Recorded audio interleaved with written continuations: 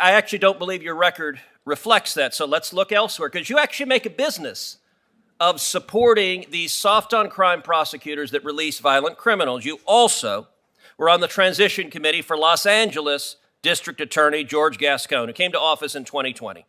Like Krasner, like other Soros DAs, they come in to let violent criminals go, and they do it. And those violent criminals murder innocent people.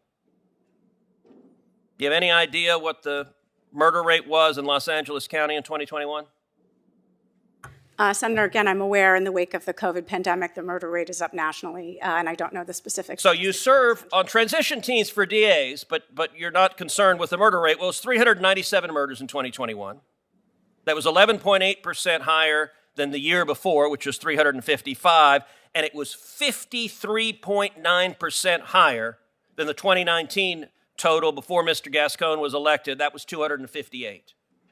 Why is it that you keep being part of the transition team, helping advise district attorneys on how to release violent criminals, and you're the head of the Innocence Project? And the Innocence Project actually does good work for people who are wrongfully convicted. They should be released.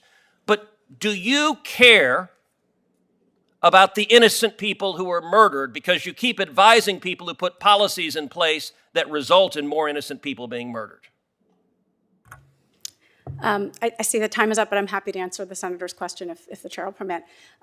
Senator Cruz, I have worked for 20 years on cases involving some of the most horrific crimes imaginable, murders and rapes. Some of my own clients were murder victims' family members. They lost their loved ones and were wrongly convicted of killing them.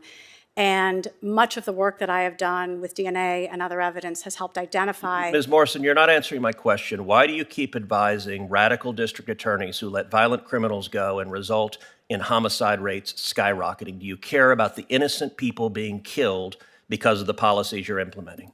Absolutely, Senator. And to clarify, my role in those transition committees were only on the issue of what's called conviction integrity, not the front-end prosecution policies, but on the review of old cases. That is the limited capacity on which I worked. I played no role in formulating the front-end policies, but it is because when the wrong person is convicted of murder, the person who's actually committed the crime isn't brought to justice, that I think the work connects. Sadly, your nomination is part of a pattern from this administration, and Democrats in the Senate, if they follow their pattern, will vote to convict yet another judge who will let more violent criminals go. Mr. Chairman, may I ask you a question? Of course, Senator Kennedy. Are these witnesses under oath? Well, sure. You know that. Okay. No, I didn't see you swear them in. I did. I promise you I did. I'm sorry, I missed that. Senator Lee? Thank you very much, Mr. Chairman. I've got a list in front of me of the charges for which the default for Rachel Rollins was to not charge. Trespassing, shoplifting, larceny under $250, disorderly conduct, disturbing the peace, receiving stolen property, minor